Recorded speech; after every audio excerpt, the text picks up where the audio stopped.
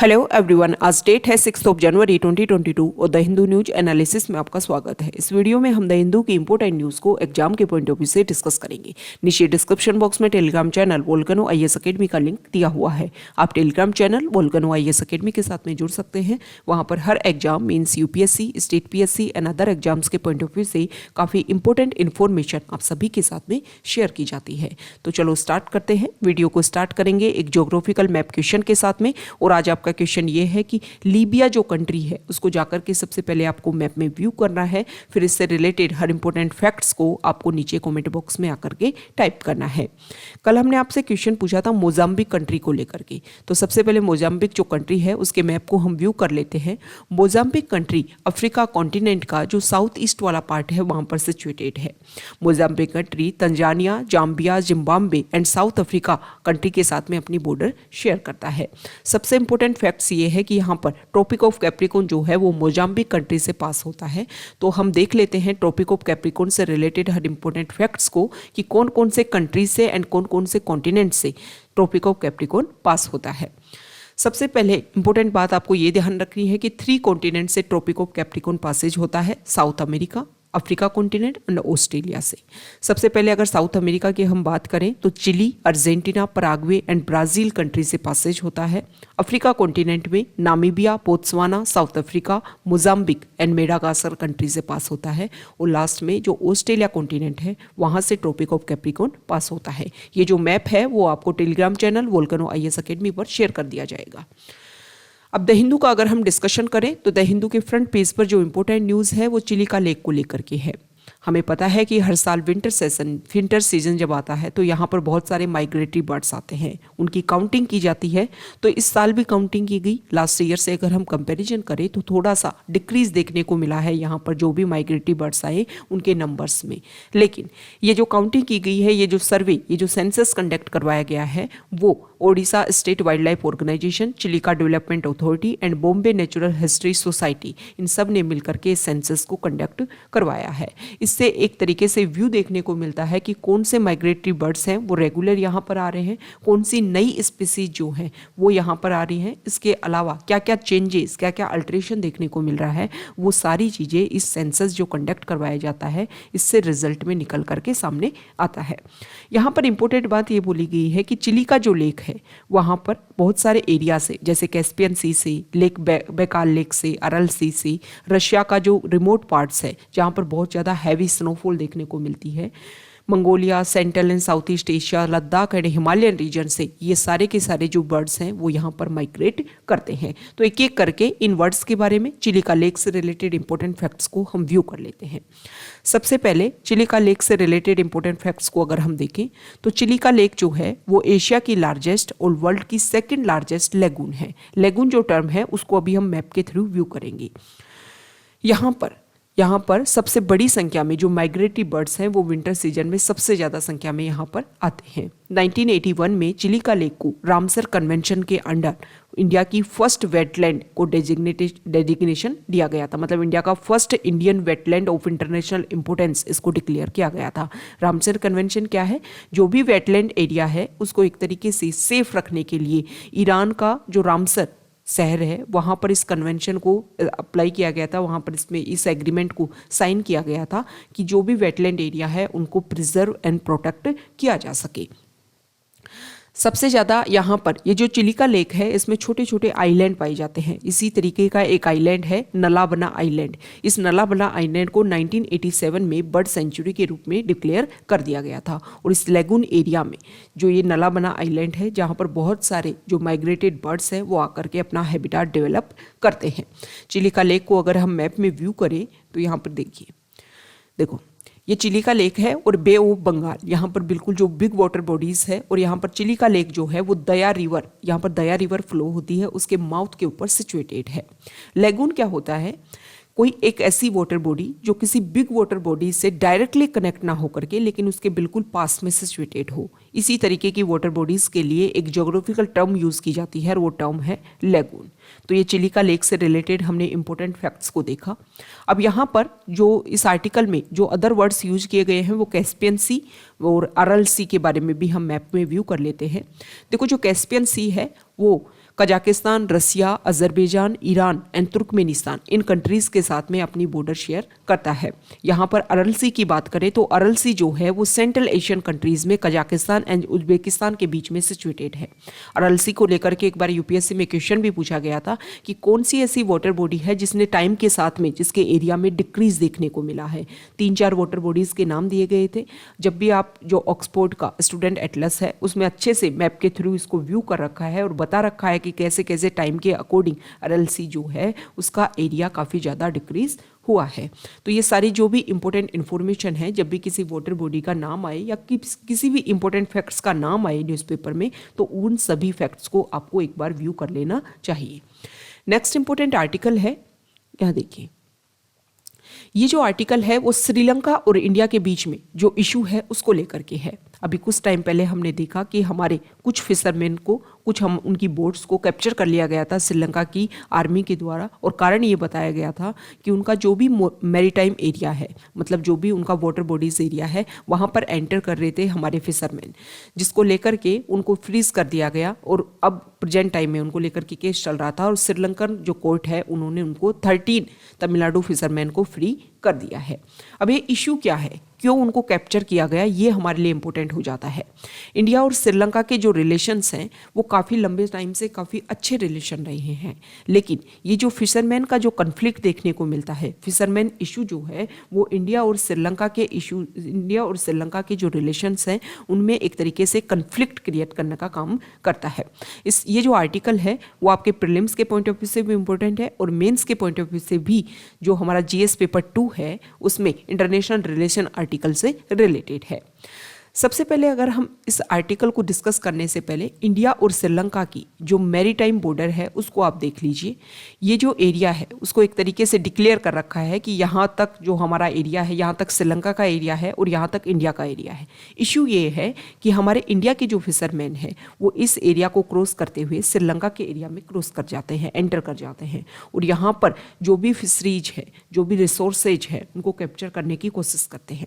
कारण क्या है कि हमारे जो फिशरमैन है वो डीप ट्रोलिंग करते हैं। डीप ट्रोलिंग मतलब नेट जो है, जो भी नेट का यूज़ करते हैं या जो भी इक्विपमेंट्स का वो यूज़ करते हैं, उनको इतना डीप तरीके से यूज़ करते हैं कि जो बिल्कुल सी बेड लेवल पर भी जो नेचुरल रिसोर्सेज है उनको भी कैप्चर करने की कोशिश करते हैं, जिसकी वजह से हमारे इंडिया का जो भी वाटर बॉडीज एरिया है उनके सी बेड में जो भी नेचुरल रिसोर्सेज है, जो भी फिशेज के रिसोर्सेज थे, उन सबको कैप्चर कर लिया गया है, जिसकी वजह से जो भी फिशरमैन है वो अपनी लाइवलीहुड को रेगुलेट करने के लिए इस एरिया में एंटर करते हैं, और यही एक मेजर कॉन्फ्लिक्ट है इंडिया और श्रीलंका के बीच में। नेक्स्ट इंपॉर्टेंट आर्टिकल, यहाँ पर जो आर्टिकल है वो अभी आप एक न्यूज़ देख रहे होंगे कि गिटहब एक प्ले स्टोर जैसा ऐप है, वहाँ पर एक जो ऐप है बुलीबाई ऐप, वहाँ पर कुछ मुस्लिम वीमेन का ऑक्शन करने का काम चल रहा था, जिसको लेकर के कुछ यूथ को कैप्चर किया गया है। हमारे लिए इसके ये जो न्यूज़ है इसमें आर्टिकल जो वर्ड जो रिलेटेड है वो है गिटहब ऐप। अब ये गिटहब होता क्या है? गिटहब जो है वो वर्ल्ड का largest open source developer community platform है। मीन्स अगर सिंपल लैंग्वेज में हम समझे तो एक तरीके से ये जो गिटहब का जो आइडिया है वो इस तरीके से काम करता है कि कोई भी डेवलपर, मान लो उसने कोई सॉफ्टवेयर डेवलप किया, कोई ऐप डेवलप किया, तो वो क्या करता है, वो अपने उस सॉफ्टवेयर आइडिया को इस प्लेटफॉर्म के ऊपर लॉन्च कर देता है।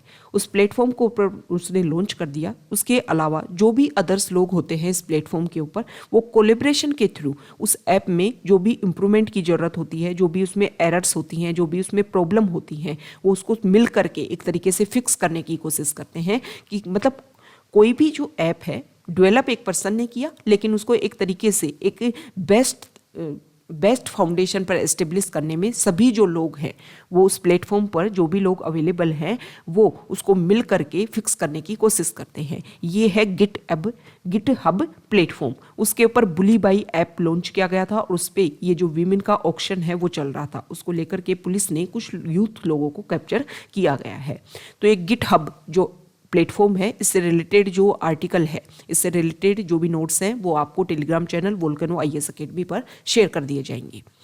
नेक्स्ट इंपॉर्टेंट आर्टिकल, ईडब्ल्यूएस जो रिजर्वेशन है उसको लेकर के हम रेगुलर न्यूज़ व्यू कर रहे हैं और इसमें हमने कल भी डिस्कस किया था कि सेंट्रल गवर्नमेंट ने सुप्रीम कोर्ट से बोला कि जो भी आपको डिस्कशन करना है, जो भी इस केस की सुनवाई करनी है वो जल्दी से कीजिए, क्योंकि नीट पीजी की जो काउंसलिंग है उसमें काफ़ी ज़्यादा प्रॉब्लम इसमें हो रही है। गवर्नमेंट ने पहले भी हमने डिस्कस किया कि उनकी कमेटी ने ये बोला था कि हमने जो 8 लाख का एक तरीके से क्राइटेरिया डिस्कस किया है, क्राइटेरिया जो डिसाइड किया है, इनकम कैप जो डिसाइड की है वो बेस्ट वे तरीके से उसको डिसाइड किया है, उसमें कोई भी कमी नहीं है। गवर्नमेंट की तरफ से जो सॉलिसिटर जनरल ने रिप्रेजेंट किया सेंट्रल गवर्नमेंट को, उन्होंने ये बोला कि ये जो डिस्कशन है, ये जो भी कोर्ट में जो डिस्कशन होगा इसमें काफ़ी लंबा टाइम लगेगा, जिसकी वजह से जो नीट पीजी में जो एडमिशन होने हैं उनको प्रॉब्लम हो सकती है। तो नीट पीजी की जो काउंसलिंग है उसके लिए गवर्नमेंट ने बोला है कि आप उसको अलाउ कीजिए कि वो काउंसलिंग करवाई जा सके। ईडब्ल्यूएस जो रिजर्वेशन है उसके बारे में हम पहले भी देख चुके हैं कि 103 कॉन्स्टिट्यूशनल अमेंडमेंट एक्ट के थ्रू इसको इंसर्ट किया गया था, और जब ये इंसर्ट किया गया तो हमारे कॉन्स्टिट्यूशन के आर्टिकल 15 में और आर्टिकल 16 में चेंजेस हुए। चेंजेस इसलिए हुए क्योंकि एजुकेशनल इंस्टीट्यूशन में और एम्प्लॉयमेंट में दोनों में ही इस रिजर्वेशन को अलाउ किया गया, और इसी की वजह से 15 और 16 में चेंजेस किए गए।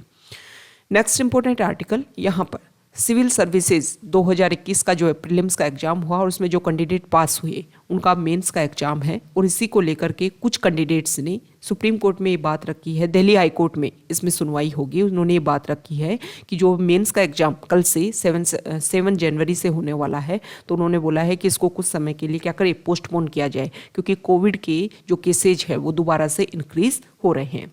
अब देखो यूपीएससी ने अपनी तरफ से स्टेटमेंट ये दिया है कि जो रेगुलर हमने जो प्रोसीजर बनाया है वो सही तरीके से बनाया है, और अगर इसको पोस्टपोन अभी नहीं किया जाएगा। अब देखो दिल्ली हाई कोर्ट जो है वो उसमें क्या आंसर देती है।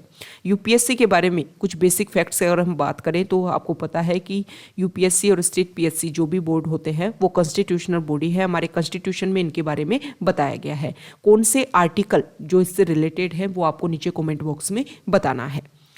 नेक्स्ट इंपॉर्टेंट आर्टिकल यहाँ पर कल हमने एक इश्यू देखा कि हमारे जो प्राइम मिनिस्टर हैं वो पंजाब वाले रीजन में किसी एक रैली, पॉलिटिकल रैली को स्पीच देने के लिए जा रहे थे। वहाँ पर कुछ उनके मूवमेंट में कुछ हर्डल्स क्रिएट हुई, कुछ प्रोटेस्टर्स ने उनके रास्ते को रोक लिया, जिसकी वजह से जो हमारे प्राइम मिनिस्टर है वो वापस दिल्ली विजिट पर आ गए। तो देखो ये इशू इसलिए देखने को मिला कि जो वहाँ के जो सीएम है, पंजाब के जो सीएम, उन्होंने अपनी तरफ से क्लैरिफिकेशन ये देने की कोशिश की है कि पहले उनका जो रूट था वो अलग था, बाद में लास्ट टाइम पर ये सारी जो विजिट है उसको प्लान किया गया और जो उनका रूट है वो चेंज किया गया, जिसकी वजह से हो सकता है कि ये इशू देखने को मिले। लेकिन सबसे इम्पोर्टेंट बात कि पीएम जब भी कोई हमारे एक तरीके से जो इम्पोर्टेंस पोस्ट जो है उनके ऊपर जो लोग रहते हैं उनका जो भी काम होता है वो काफ़ी सिक्योरिटी के साथ होता है। तो जो लोग जिन्होंने प्रोटेस्ट किया उनको किस तरीके से ये इन्फॉर्मेशन स्प्रेड हुई कि जो हमारे पीएम है उनका रूट ये हो सकता है और वो यहाँ से उस रैली को एक तरीके से स्पीच देने के लिए जाएंगे। अब यहाँ पर ये बोला जा रहा है कि जो भी प्रोटेस्टर्स हैं वो फार्मर जो यूनियन है जो प्रोटेस्ट कर रही थी काफ़ी लंबे टाइम से फार्मर्स फार्म बिल को लेकर के, वही लोग हैं और उन्होंने ही उनका रास्ता रोकने की कोशिश की है। Next important article page number 5 पर यहाँ पर तमिलनाडु में एक इशू देखने को मिला। जो एलिफेंट है और फार्मर्स हैं उनके बीच में एक कन्फ्लिक्ट देखने को मिला, जिसकी वजह से वहाँ के जो लोग हैं उनकी एक सेकेंड यहाँ देखिए, जो फार्मर्स हैं उनकी जो भी क्रॉप्स है वो डैमेज कर दिया गया एलिफेंट्स के द्वारा। देखो इस तरीके के जो इशू है वो हम रेगुलर देखते हैं, कहीं पर जो ह्यूमन और एनिमल जो है उनके बीच में कन्फ्लिक्ट देखने को मिलता है, और कहीं कहीं एरिया में डायरेक्ट जो क्रॉप्स होती हैं फार्मर्स की वो एक तरीके से डिस्ट्रॉय कर दी जाती हैं। इस आर्टिकल को अगर हम बेसिक और फाउंडेशन तरीके से अगर हम समझें तो ये जो इशू है उसका मेजर रीजन ये है कि जो फॉरेस्ट एरिया है वो डिक्रीज हो रहा है टाइम के अकॉर्डिंग। फॉरेस्ट एरिया को इतना कट कर दिया गया है, जैसे जैसे पॉपुलेशन इंक्रीज हुई तो पॉपुलेशन के लिए हैबिटाट एरिया डेवलप करने के लिए फॉरेस्ट एरिया डिक्रीज होता जा रहा है। तो वहाँ पर जो एनिमल है वो रहते हैं, और आपको पता है कि एलिफेंट जो है वो काफ़ी बिग एनिमल है, उसको रहने के लिए अपना हैबिटाट बनाने के लिए काफ़ी बड़ा एरिया चाहिए। मतलब फॉरेस्ट एरिया जो है वो इतना बड़ा होना चाहिए कि उसकी जो भी उसका माइग्रेशन हो एक जगह से दूसरी जगह वो फॉरेस्ट के थ्रू ही हो। ज़्यादातर क्या होता है कि ये इशू इसलिए भी होते हैं कि जो एलिफेंट्स है जब वो एक एरिया से दूसरे एरिया में सीजनल तरीके से जब वो माइग्रेट करते हैं तो बीच में जो भी लैंडस्केप है, जो भी फार्म लैंड है, इन सभी में ये इशू देखने को मिलता है। इस प्रॉब्लम को हम इस तरीके से सॉल्व कर सकते हैं कि जो भी हमारा नेचुरल वेजिटेशन है, जो भी हमारा फॉरेस्ट वाला एरिया है, उसमें हमारी एनक्रोचमेंट कम से कम हो। अगर हम इसी तरीके से एनिमल्स के एरिया में एनक्रोच करते रहेंगे तो ये इश्यू जो है वो आने वाले टाइम में और ज़्यादा इंक्रीज हो जाएंगे। आप सभी को पता है कि चाहे हमारे फॉरेस्ट एरिया रिजर्व हमने रख रखे हैं, लेकिन फिर भी हमने उनमें इतने इंफ्रास्ट्रक्चर डेवलप कर दिए हैं जिसकी वजह से भी काफ़ी ज़्यादा इशू देखने को मिल रहा है। जैसे रेलवे ट्रैक काफ़ी जगह पर बनाए गए हैं जिसकी वजह से भी इंफ्रास्ट्रक्चर के बीच में और एनिमल के बीच में कन्फ्लिक्ट होता है। हमने एक रिपोर्ट भी डिस्कस की थी, उस रिपोर्ट में पाया गया था कि बहुत सारे जो एलिफेंट हैं उनकी डेथ हो जाती है ये रेलवे ट्रैक जो कंस्ट्रक्ट किए गए हैं फॉरेस्ट एरिया के through. Next important article page number 8 पर। यहाँ पर जो आर्टिकल है वो एक तरीके से कोविड से रिलेट करके इस आर्टिकल में बोला गया है कि रिपब्लिक डे जो सेलिब्रेशन होगा उसके ऊपर हो सकता है कि पेंडेमिक की वजह से कुछ इफेक्ट देखने को मिले।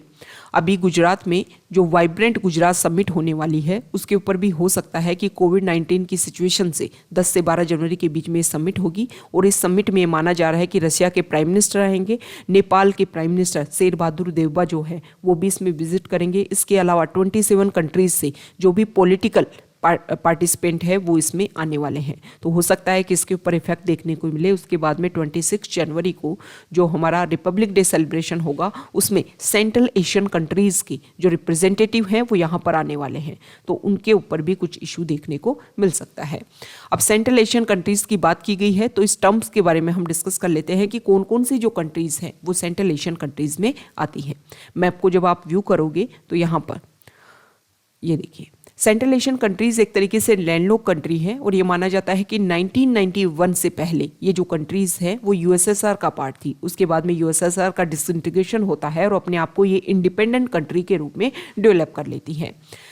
Kazakhstan, Uzbekistan, Turkmenistan, Tajikistan and Kyrgyzstan, ये जो कंट्रीज हैं उनको सेंट्रल एशियन कंट्रीज के नाम से जाना जाता है। इन कंट्रीज के जो रिप्रेजेंटेटिव हैं, जो भी इनके फॉरेन मिनिस्टर हैं, वो अभी इंडिया की विजिट पर आए थे। अफगानिस्तान को लेकर के हमने डिस्कशन किया गया और उसमें ये इस इशू के ऊपर इसलिए फोकस ये किया जा रहा था कि ये जो कंट्रीज हैं इनमें से कुछ कंट्री जो हैं वो अफगानिस्तान के साथ में डायरेक्टली अपनी बॉर्डर शेयर करती हैं। तो इंडिया का ये मानना है कि अगर इन कंट्रीज़ के साथ में मिल करके हम डिस्कस करें तो सेंट्रल एशियन कंट्रीज़ और इंडिया मिल करके अफगानिस्तान का जो इशू है उसको सॉल्व किया जा सकता है। इसके अलावा इस आर्टिकल में ये भी बताया गया है कि कजाकिस्तान जो कंट्री है वहाँ पर अभी क्राइसिस देखने को मिल रहा है। क्राइसिस का कारण ये है कि पहले देखो कोविड की वजह से हर कंट्री की जो इकोनॉमी है वो काफ़ी ज़्यादा इफेक्ट हुई। अब कजाकिस्तान में भी सेम इसी तरीके का इशू देखने को मिला, लेकिन वहाँ पर प्रॉब्लम ये हो रही है कि जो ऑयल के प्राइजेस हैं वो टाइम के अकॉर्डिंग बहुत ज़्यादा इंक्रीज़ हो रहे हैं, जिसकी वजह से वहाँ के जो लोग हैं उन्होंने प्रोटेस्ट करना स्टार्ट कर दिया और वहाँ की जो भी गवर्नमेंट है उनको एक तरीके से अपना रेजिग्नेशन देना पड़ा। तो ये यहाँ पर जो भी इशू चल रहे हैं हो सकता है कि इसकी वजह से भी कजाकिस्तान के जो भी रिप्रेजेंटेटिव हमारे इंडिया की विजिट पर आने वाले थे उन पर भी इफेक्ट देखने को मिल सकता है। नेक्स्ट इंपॉर्टेंट आर्टिकल, ये जो आर्टिकल है वो दिल्ली के Indian police service officer Rakesh Asthana को दिल्ली का डीजीपी बनाया गया था, दिल्ली पुलिस कमिश्नर अपॉइंट किया गया था। तो इसको लेकर के एक पिटीशन डाली गई थी सुप्रीम कोर्ट में। उसमें ये बोला गया था कि देखो जो भी रूल्स एंड रेगुलेशंस हैं उनको फॉलो नहीं किया गया। अब मिनिस्ट्री ऑफ होम अफेयर्स ने सुप्रीम कोर्ट को इन्फॉर्म किया गया है कि हमने जो भी राकेश अस्थाना को जो पोस्ट दी दिल्ली पुलिस कमिश्नर की वो public special case of public interest इस बेसिस के ऊपर उन्होंने दी थी। ओके, मतलब उन्होंने अपने काम में जब जब उनकी ड्यूटी रही, जब जब उनकी जो जिस जगह भी पोस्ट रही उस एरिया में उन्होंने ये माना कि जब भी कुछ प्रॉब्लम हुई, कुछ रिवॉर्ड्स देखने को मिले, कुछ क्राइम्स देखने को मिले, तो उन्होंने जो एक्सट्रीमली चैलेंजेस हैं उन प्रॉब्लम्स को पब्लिक ऑर्डर को मेंटेन करने में काफ़ी इंपॉर्टेंट रोल प्ले किया और उनका वो ही पॉइंट ऑफ व्यू देख करके उनको दिल्ली पुलिस कमिश्नर के रूप में अपॉइंट किया गया। अब देखो जब सुप्रीम कोर्ट में इस इशू को रखा गया तो उसमें ये बात बोली गई थी कि जो भी रूल्स एंड रेगुलेशंस हैं, जैसे कि जो राकेश अस्थाना है वो गुजरात कैडर से है, लेकिन उनको AGMTU जो कैडर है उसमें ट्रांसफ़र किया गया। जो इंटर कैडर जो ट्रांसफ़र है उन जो भी सर्विसेज के लेकर के जो भी बेसिक कंडीशंस है उनको फॉलो नहीं किया गया। मतलब जिसने भी सुप्रीम कोर्ट में ये पिटीशन डाली उन्होंने आरोप लगाया कि जो इंटर कैडर सर्विसेज ट्रांसफ़र जो होता है उन कंडीशंस को इसमें फॉलो नहीं किया गया। इसके अलावा और भी जो इशू हैं उनको रेगुलर तरीके से फॉलो नहीं किया गया, जिसके बेसिस पर सुप्रीम कोर्ट में इस इशू को रखा गया था। नेक्स्ट इंपॉर्टेंट आर्टिकल यहाँ पर पेज नंबर 9 पर जो आर्टिकल है वो बुली बाई ऐप को लेकर के ही है। एक्टिविस्ट और प्रोटेस्टर्स ने जो हमारे CJI हैं, chief justice of India NV Ramana, उनको एक ओपन लेटर लिखा है कि एक तरीके से इस ऐप के ऊपर जो वीमेन की जो प्रेस्टीज है, उनकी जो सिक्योरिटी है, उनको जो डिफेम करने की कोशिश की जा रही है, उसके लेकर के आप अपने सुएमोटो बेसिस पर इस केस को अपने आप लीजिए और इसमें डिस्कशन कीजिए और जो रिजल्ट है, जो ऑर्डर है, वो आपको पास करने चाहिए। Next important article page number 11 पर, फॉरेन पेज पर, यहाँ पर सबसे इंपॉर्टेंट जो आर्टिकल है वो US सीरिया में US का एक बेस बना हुआ है। आप सभी को पता है कि वेस्टर्न एशियन कंट्रीज़ में बहुत ज़्यादा कंट्रीज़ में बहुत ज़्यादा इशू हैं, तो US की जो आर्मी है वो जगह जगह पर डिप्लॉय है। तो यहाँ पर सीरिया में जो US का जो बेस है उसके ऊपर रॉकेट फायर किया गया। कारण ये माना जा रहा है कि ईरान के जो मिनिस्टर हैं, लास्ट ईयर हमने देखा था कि ईरान के जो मिनिस्टर हैं उनके ऊपर Qasem Soleimani, Iranian commander general Qasem Soleimani को, और इसके अलावा जो भी उनके सपोर्टर्स थे, जो भी उनके साथ में थे, उनको US ड्रोन ने स्ट्राइक करके उनको मार दिया था बगदाद एयरपोर्ट के ऊपर। ये माना जा रहा था कि इराक पर वो एक तरीके से सीक्रेट विजिट पर आए हुए थे, लेकिन US ने इसका फ़ायदा उठाया और उनके जो कमांडर है, जनरल कमांडर, उनको मार दिया। ईरान में जो उनके प्रेसिडेंट होते हैं उनसे भी ज़्यादा रिस्पेक्ट थी कासिम सोलेमानी की। तो इसी को लेकर के US के जो भी वहाँ पर डिप्लॉयमेंट है, US के जो भी बेस है, उनके ऊपर रेगुलर स्ट्राइक कर रहा है ईरान। इस इशू को सॉल्व करने के लिए US ये भी कोशिश कर रहा है कि JCPO जो एक्ट है, जो एग्रीमेंट है, उसके ऊपर डिस्कशन किया जा सके, उसके ऊपर रेगुलर बने US और ईरान कंट्री, ताकि जो अदर प्रॉब्लम्स है उनको सॉल्व किया जा सके। नेक्स्ट इंपॉर्टेंट आर्टिकल म्यांमार को लेकर के, यहाँ पर कंबोडिया जो कंट्री है उसके रिप्रेजेंटेटिव ने एक इम्पोर्टेंट बात बोली है कि म्यांमार जो है उसमें सिविल वॉर के सारे जो साइन हैं वो दिख रहे हैं। मतलब वहाँ पर सिविल वॉर हो सकती है। रेगुलर हम देख रहे हैं कि लास्ट 1 ईयर से वहाँ की जो आर्मी है उसने सारी की सारी जो पावर है वो कैप्चर कर रखी है। वहाँ के जो भी डेमोक्रेसी के रिप्रेजेंटेटिव थे उन सबको कैप्चर कर रखा है, हाउस अरेस्ट कर रखा है, और अभी आंग सान सू की को तो 4 ईयर्स की, बाद में उनकी कम करके 2 साल उनकी जो इम्प्रिजनमेंट है वो उनको दी गई है, मतलब पनिशमेंट उनको दिया गया है। तो इस बेसिस पर ये लगता है कि वहाँ पर जो भी प्रॉब्लम है, जो भी वहाँ की आर्म्ड फोर्सेस हैं और जो भी वहाँ के गवर्नमेंट्स हैं, उनके बीच में डिस्कशन होना चाहिए। जो भी लोगों के वहाँ के राइट्स हैं उनको सेव करने के लिए कोशिश करनी चाहिए, क्योंकि अगर सिविल वॉर में एक बार कंट्री चला गया तो उसकी वजह से ना सिर्फ म्यांमार जो कंट्री है उसको इफेक्ट होगा, बल्कि रीजनल एरिया में जो अदर कंट्रीज है, मीन्स इंडिया का जो नॉर्थ ईस्ट वाला पार्ट है वो म्यांमार के साथ में अपनी बॉर्डर शेयर करता है, तो उस एरिया में भी हमें इशू देखने को मिलेगा, सेपरेटिस्ट मूवमेंट देखने को मिलेंगे। इसके अलावा इलीगल जो इमिग्रेंट्स हैं वो वाला इशू भी वहाँ पर देखने को मिलेगा। ये वही आर्टिकल है जो अभी हमने डिस्कस किया था कि कजाकिस्तान जो कंट्री है वहाँ पर इशू देखने को मिल रहा है, प्रोटेस्ट कर रहे हैं वहाँ के काफ़ी ज़्यादा ग्रुप्स। वो चाहते हैं कि वहाँ पर जो भी रेगुलेशंस हैं, जो भी इकोनॉमिक क्राइसिस देखने को मिल रहा है, उस सभी को सॉल्व किया जा सके। देखो, इस तरीके के जो इशू हैं वो अदर कंट्रीज़ में भी इस समय फेस करने को मिल रहे हैं। कोविड की वजह से जो हर कंट्री का जो सेक्टर है, मतलब कोई कंट्री मान लो किसी एक्सपोर्ट सेक्टर के ऊपर डिपेंड कर रही थी उसकी इकोनॉमी, किसी कंट्री की जो इकोनॉमी है वो डिपेंड कर रही थी टूरिज्म सेक्टर के ऊपर, तो इसकी वजह से जो प्राइजेज हैं वो हर सेक्टर में, हर कंट्री में जो प्राइजेज हैं वो हाइक देखने को मिल रहे हैं, जिसकी वजह से हर कंट्री में इस तरीके के जो प्रोटेस्ट हैं वो देखने को मिल रहे हैं। तो ये आज का हमारा डिस्कशन था। कई इंपॉर्टेंट न्यूज़ को हमने डिस्कस किया। अगर आप यहाँ तक आए हैं और वीडियो आपको अच्छा लगा है तो प्लीज़ वीडियो को लाइक कीजिए, शेयर कीजिए और चैनल को सब्सक्राइब कीजिए। Okay, thank you.